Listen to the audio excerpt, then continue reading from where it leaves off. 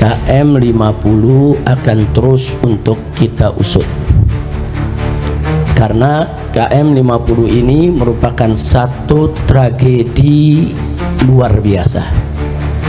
Saya sudah sampaikan pada saat terjadinya KM 50, kalau sekali KM 50 dibiarkan, maka akan terulang lagi KM 50 yang lain. Kami tidak akan diam, KM 50 akan terus kami kejar, dan orang yang paling bertanggung jawab dalam peristiwa KM 50 adalah Jokowi. Sebelum terjadinya peristiwa KM 50, bagaimana Jokowi mengerahkan Kopsus, Komando Operasi Khusus ke Petamburan, lengkap dengan persenjataannya untuk nakut-nakuti saya dan keluarga. Itu sudah pengkondisian.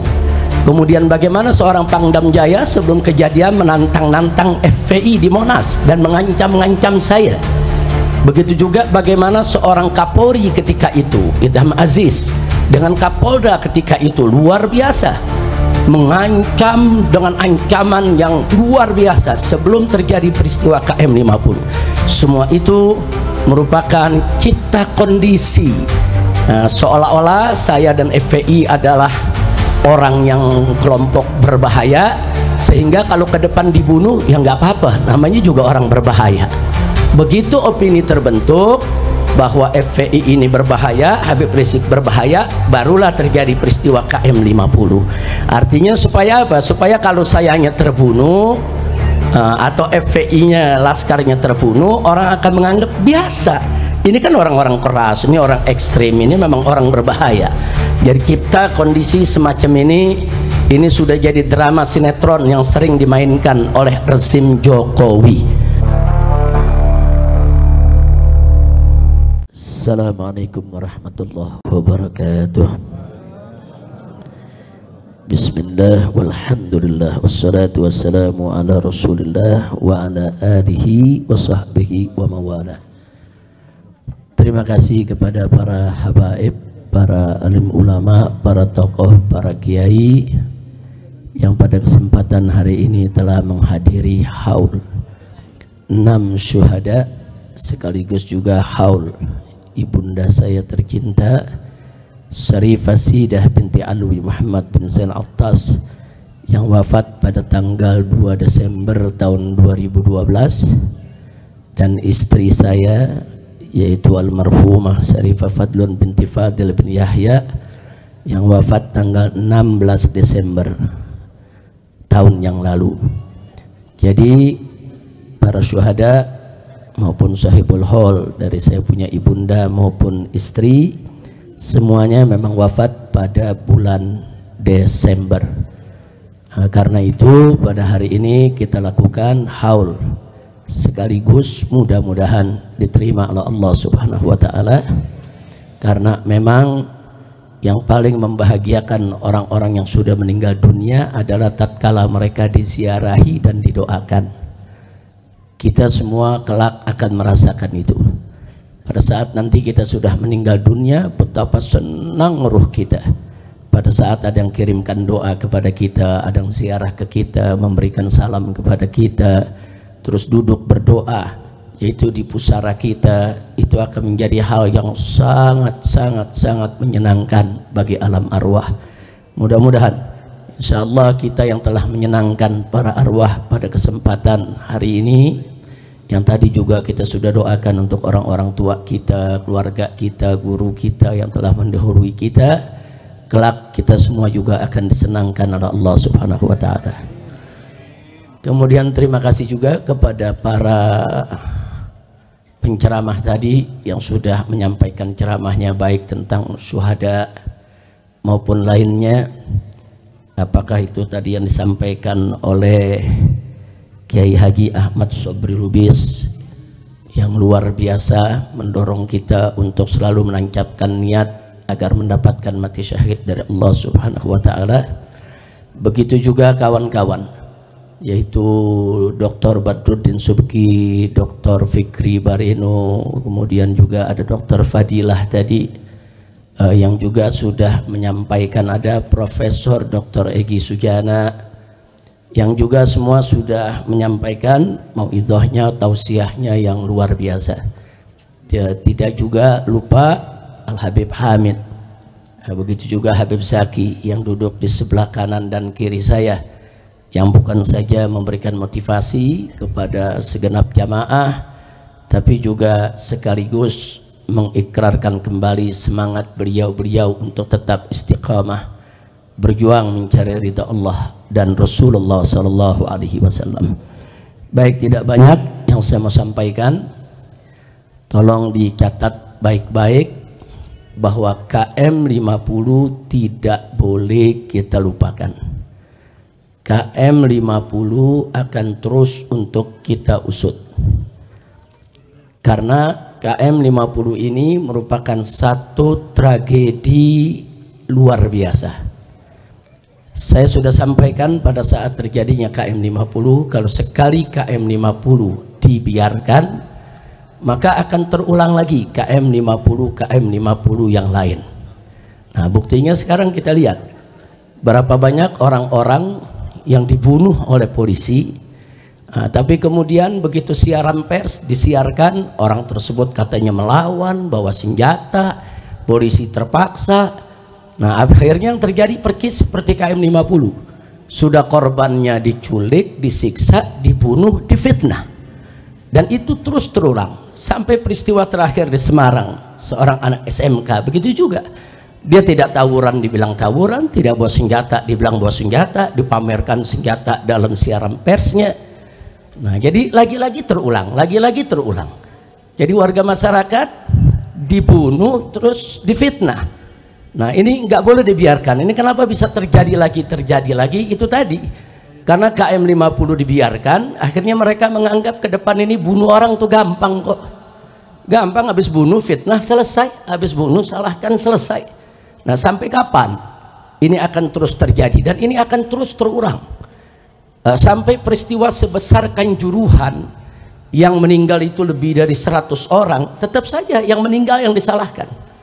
Nah, lagi-lagi mereka semua disalahkan. Jadi polisi seperti malaikat, nggak pernah salah. Nah, ini berbahaya sekali. Nah, maka itu sekali lagi kami tidak akan diam. KM 50 akan terus kami kejar, dan orang yang paling bertanggung jawab dalam peristiwa KM 50 adalah Jokowi. Bukan hanya karena beliau sebagai seorang presiden. Mungkin orang mengatakan, oh mungkin tanggung jawabnya moral karena sebagai seorang presiden. Bukan. Tapi kita dapatkan indikasi-indikasi keterlibatan Jokowi langsung atau tidak langsung, itu bisa dibaca dan itu akan kita beberkan kalau pengadilan HAM-nya digelar, ya ikhwan. Nah, jadi jelas sekali dari sebelum terjadinya peristiwa KM 50 bagaimana Jokowi mengerahkan Kopsus, Komando Operasi Khusus ke Petamburan, lengkap dengan persenjataannya untuk nakut-nakuti saya dan keluarga. Itu sudah pengkondisian.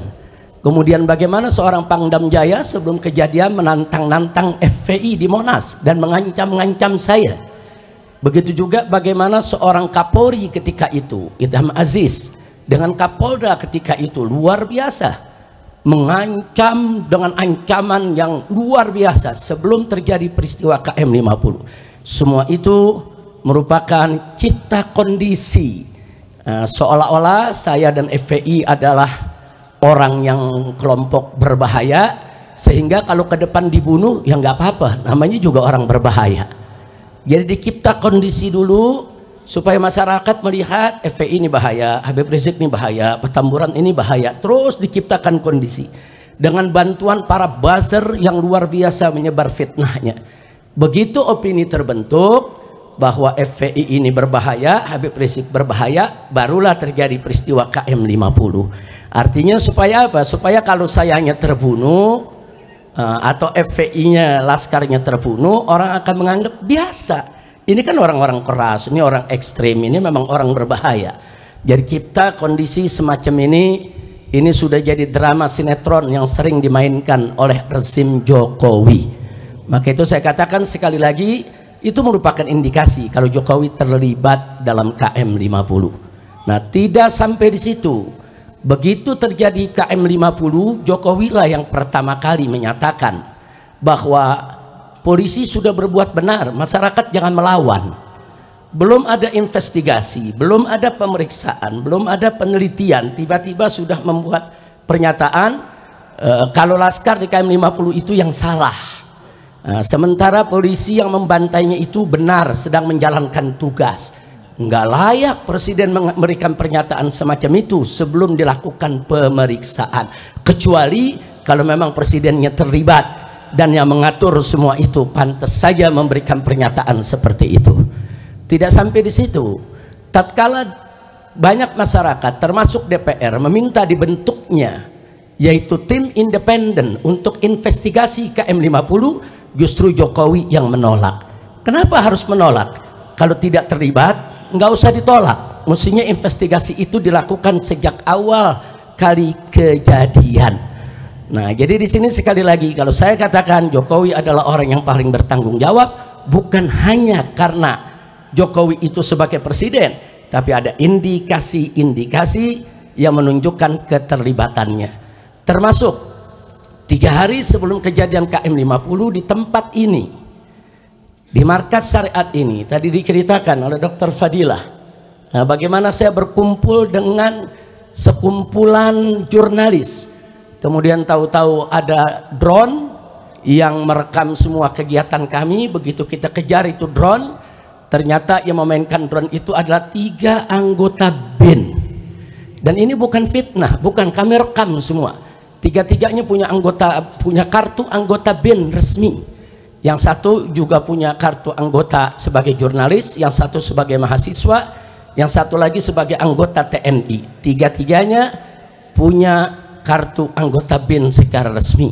Mereka memakai mobil dengan nomor plat palsu, dan semuanya kita tangkap. Mobil-mobilnya kita tangkap, kita interogasi, kita rekam. Bahkan sampai data-data yang ada di komputer mereka kita sedot, kita ambil itu datanya. Ternyata ya, di dalam laptop yang mereka bawa ada operasi D5 yang saya menjadi targetnya. 3 hari sebelum peristiwa itu. Artinya apa? Ini anggota BIN ini menunjukkan adanya keterlibatan instansi negara, badan intelijen negara.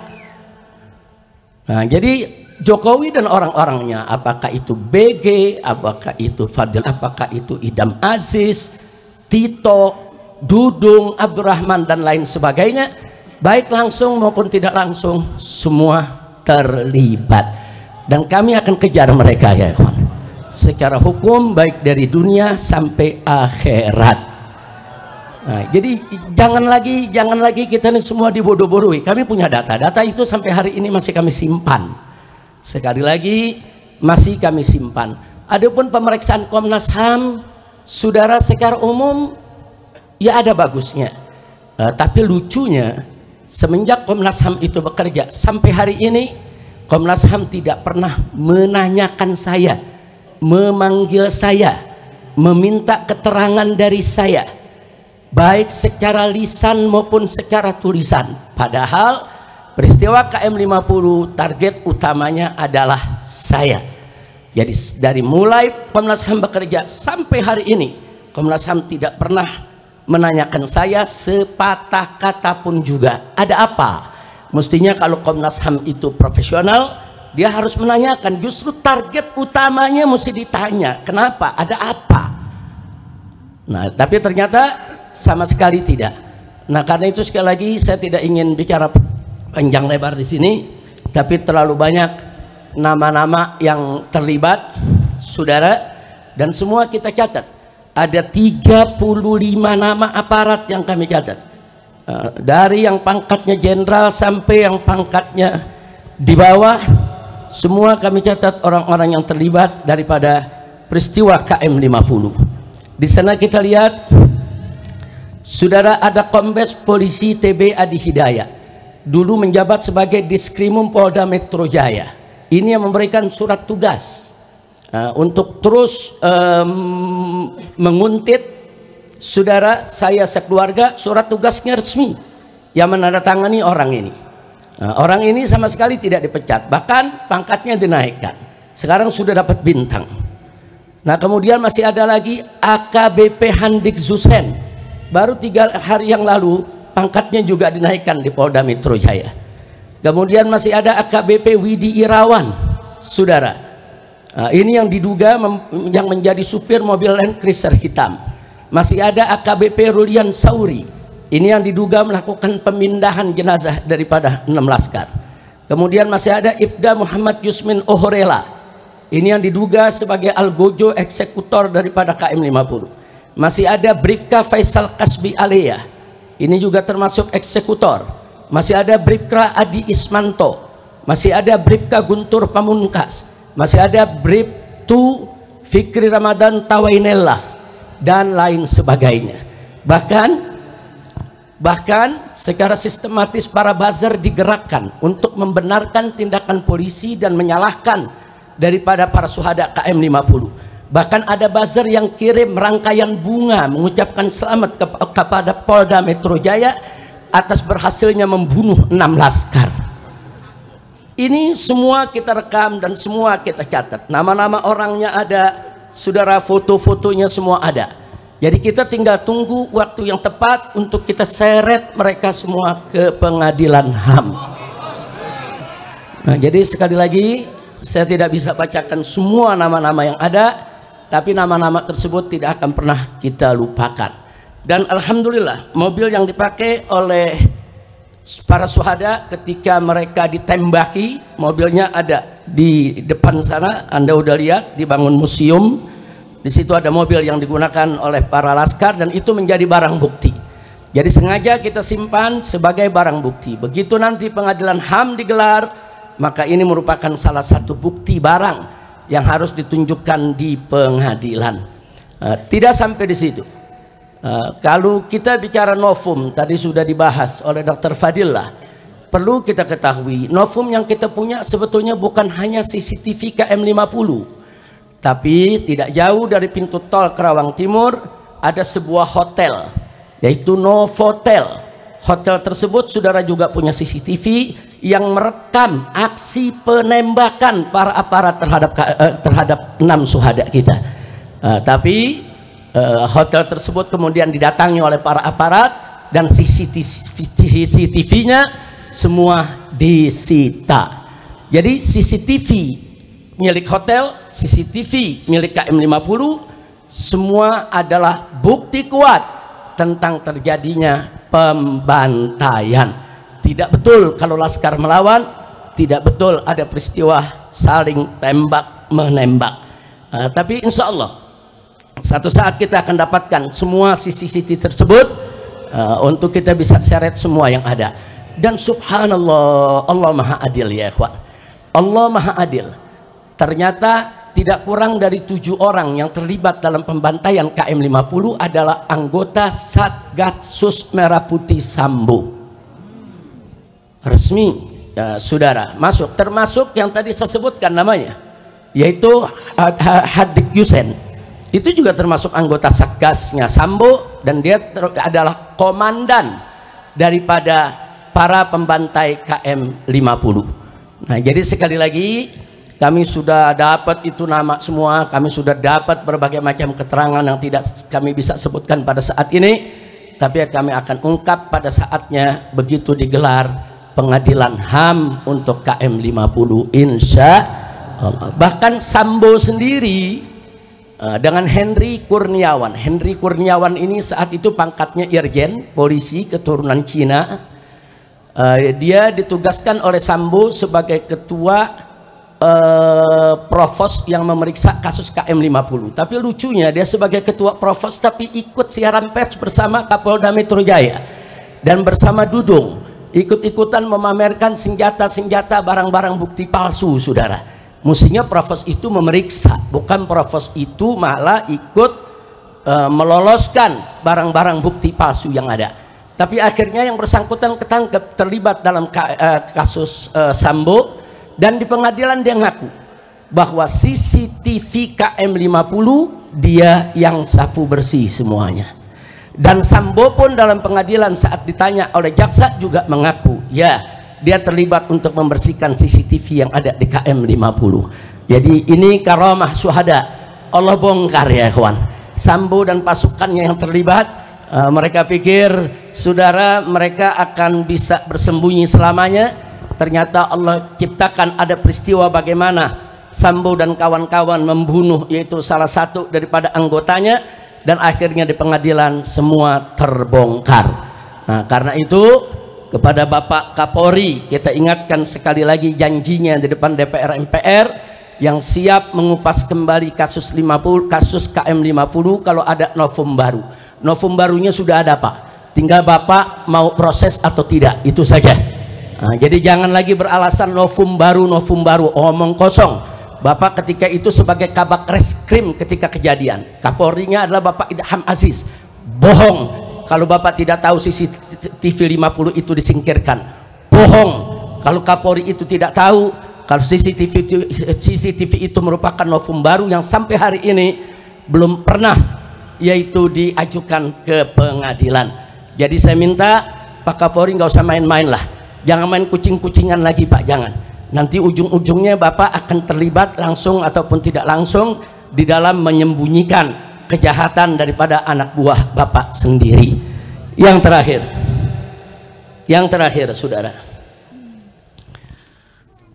saya prihatin, saya sedih karena kabinet yang dibentuk oleh Bapak Presiden Prabowo saat ini masih bau anyir darah KM50. Karena orang-orang yang tadi saya sebutkan, saudara, sebagian ditarik ke kabinet yaitu Pak Prabowo.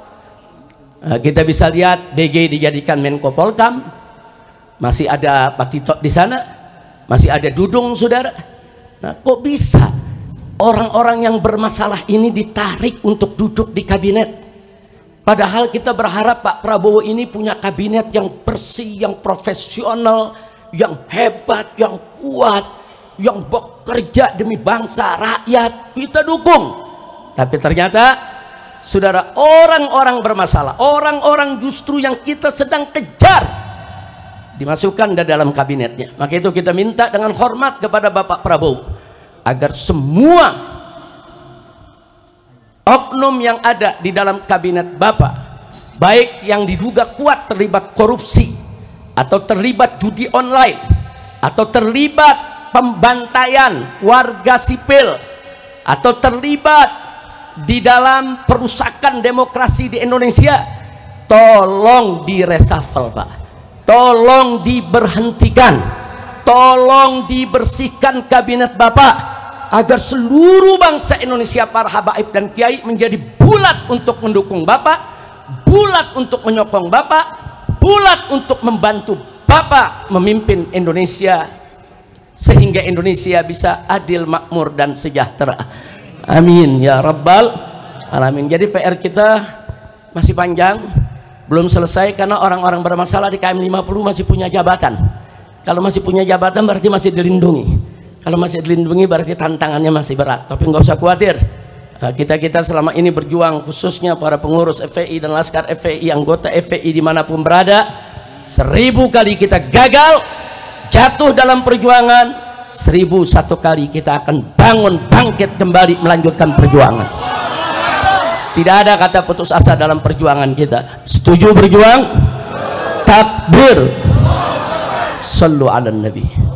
Nah, itu saja. Yang terakhir, akhirnya saya mau kabarkan kepada Dr. Fadila dan kawan-kawan, Dr. Egi dan semuanya, insya Allah dalam waktu dekat kita akan menggelar Munas KM50. Munas KM50 ini akan menghadirkan seluruh laskar. Ada 27 laskar waktu itu yang ikut di dalam peristiwa KM50, yang 6 meninggal dunia, masih ada 21 orang, termasuk saksi-saksi yang ada di KM50, warga-warga yang berdagang di sana, semua akan kita hadirkan. Nah, kita akan sharing informasi karena FPI juga sudah mengumpulkan yaitu data-data yang sangat akurat, sangat lengkap lewat Munas KM50 pertama tahun yang lalu. Tahun lalu kita sudah gelar Munas KM50, kita akan gelar lagi. Kami berniat anggota TP3 kalau nggak salah ya. Nah, supaya TP3 bisa hadir semua. Kita akan sharing sekaligus kita menyusun langkah bagaimana supaya para penjahat ini, termasuk Jokowi dan kroni-kroninya, bisa kita kejar untuk kita jebloskan ke penjara. Bahkan kalau terbukti Jokowi terlibat secara langsung atau ada perintah, wajib dihukum mati. Takbir. Itu saja yang bisa saya sampaikan. Kita mohon kepada Allah berkat Al-Fatihah dikabul oleh Allah Subhanahu wa taala. Bismillahil Fatihah.